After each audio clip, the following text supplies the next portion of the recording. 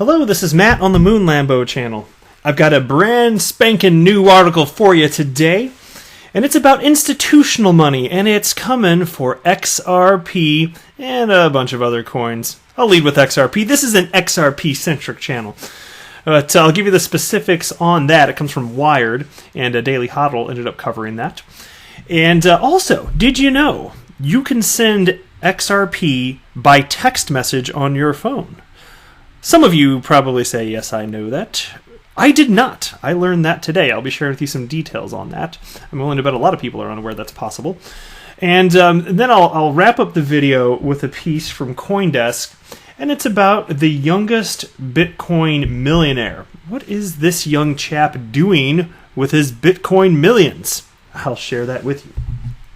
Before we get going, though, if you would please delicately tap that like button, and if you are a fan of Ripple and XRP, go ahead and subscribe to the Moon Lambo channel. It's a pretty gosh darn good idea. So check out this piece. Serious money now betting on Bitcoin, Ethereum, XRP, Litecoin, Bitcoin Cash, EOS, Tron, Cardano forecasts also.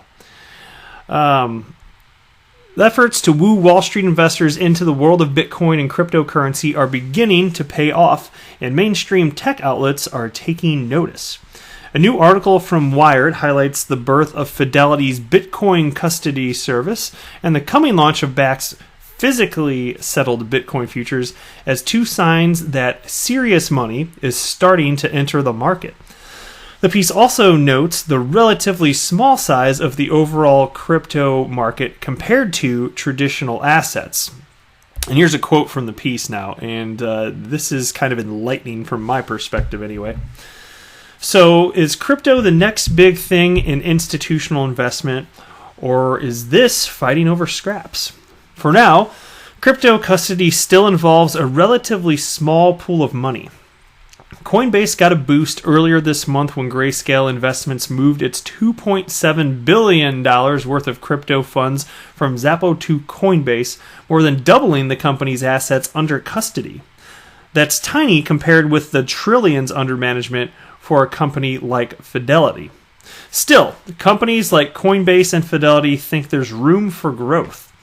In May, Fidelity released a survey of more than 400 institutional investors that found 22% already held cryptocurrency, and another quarter saw potential to do so. Let me reread that last part. I want to make sure everybody heard that. In May, Fidelity released a survey of more than 400 institutional investors and found that 22% already hold cryptocurrency, and another quarter saw potential to do so. That is astonishing to me. I did not realize the percentage of institutional holders was so high until today.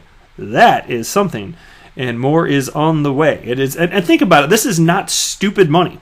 This would be smart money. They're going to parse out the differences between coins to a much greater scale than you would think maybe some retail speculators do or should, right? I'm willing to bet that a ton of it is in Bitcoin, but of course, no doubt there's some in XRP. And when we're talking about institutional investors, understand that those would be things like public pension funds, endowment funds, commercial banks, things of those nature. It's investors that are investing on behalf of their members, basically. That's how it could be. That's why it's like hedge funds and stuff like that, also.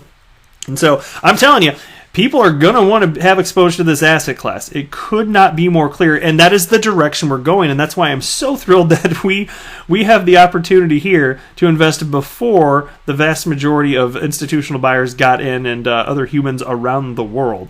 What an opportunity. Now, this is not financial advice, of course, but I'm just sharing with you my excitement over this because I feel like I really found something here special, and most people never would have enough time in the day to do the necessary research to figure out, oh my God, there's actually something to this.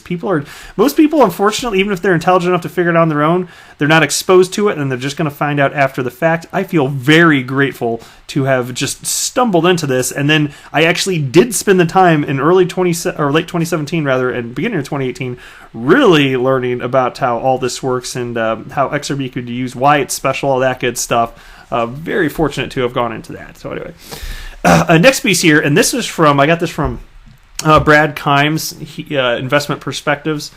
He is a fellow XRP YouTuber. He's another one that I watch. I try and watch And I do still watch every single XRP YouTuber that there is, I think. Unless I'm missing one, then please bring them to my attention. It's a little bit less than before I started running my own channel, because I must admit, I'm spending like hours per day putting together information to present to you in video format here. And so as a result, I admit I'm watching less of other YouTubers, but I'm still listening to other XRP YouTubers on a daily basis, because I'm constantly driving over the place. I'm always walking my dog. So I always got my headphones and use my AirPods and check it out, because that's just, I don't know, it's just, for me, maybe it's too much for most people, but I'm just fascinated to that extent. Call me a weirdo, it's fine, I don't care. But anyway, so Investment Perspectives here tweeted out, anybody see this? And it's XRP SMS Text. And so I checked it out here. And this is actually, as it turns out, this is not new, but I had never heard of it.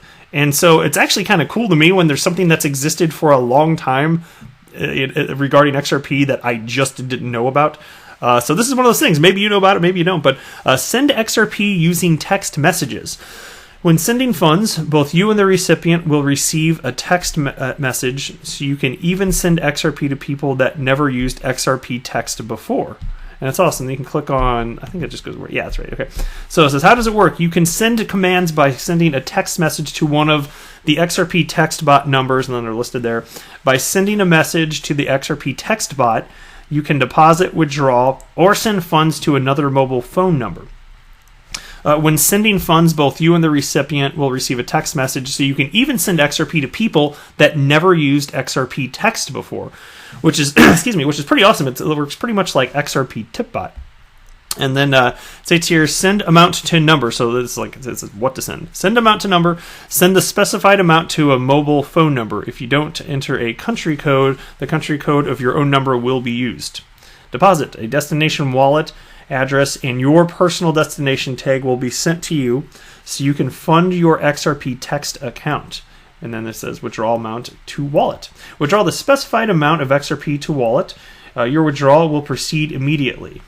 That is so cool. And so, again, you're gonna not be surprised by who created this. Apparently, it was Wietse Win. That's what was said in here. I hadn't researched this any further. I just thought that the story is cool in and of itself here.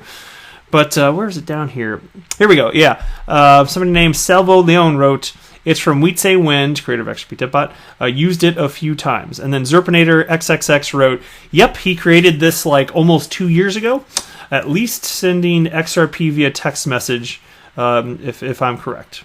And so I thought that was awesome. Now, this guy named Jorge Garcia de la Cadena, I'm probably butchering, Cadena Gomez wrote, is this legit? And tagged Wietse Wind, Brad Garlinghouse, and David Schwartz right there. And there's no response from Wietse Wind to this point, but another person responded that this is a project that he had been working on. So presumably it is from him. I have no reason not to believe that, but I just think it's freaking cool. And that's real utility. So obviously, I mean, in terms of usage, I'm sure that I would presume anyway, the XRP Tipbot's getting used a lot more, but I still think that is freaking awesome. You can move value around the world permissionless with a text message. That is cool technology right there. All right, next I want to share this tweet. This is from Ripple CTO XRP co-creator David Schwartz. And he writes, caption this photo. And if you're not driving, feel free to take a look at the screen here. There's a gigantic pink castle and David with the doors opening in the center, and there's David Schwartz just kind of peeking through there. And so I thought that's kind of interesting enough to share in and of itself. But I actually wanted to highlight more so that his text, or tweet rather, that came right after this, because in response to the caption this photo tweet, somebody named Albert Nazarov wrote, and it's so stupid. He wrote, when you try to distract from the fact Swift still makes XRP redundant, which is obviously a very unintelligent tweet that makes no damn sense at all. I'm not even going to get to why, you already know.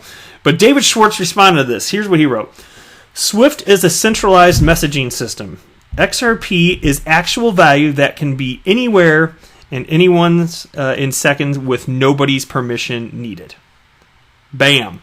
Completely different. Not even remotely similar. Kind of silly. I tell you, just these Bitcoin maximalists really steams my vegetables. All right. This is a piece from CoinDesk. Youngest Bitcoin millionaire willing to stake it all on Metal Pay.